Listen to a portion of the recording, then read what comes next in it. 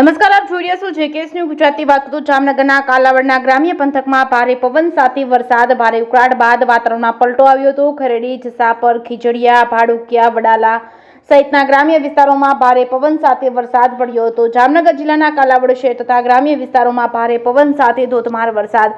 કાલાવડમાં સવારથી જ વાદળછાયું વાતાવરણ હતું અને ભારે ઉકળાટ બાદ વાતાવરણમાં પલટો જોવા મળ્યો હતો. શનિવારે બપોર બાદ વાતાવરણમાં પલટો જોવા મળ્યો હતો. કાલાવડ શહેરમાં વરસાદી માહોલ જામ્યો હતો. વરસાદના પાણી જાહેર માર્ગો પર ફરી વળ્યા હતા. કાલાવડ તાલુકાના ખરેડી, જસાપર, ખીજડીયા, ભાડુકિયા, વડાલા સહિતના ગ્રામ્ય વિસ્તારોમાં ભારે પવન સાથે વરસાદ ખાબક્યો હતો.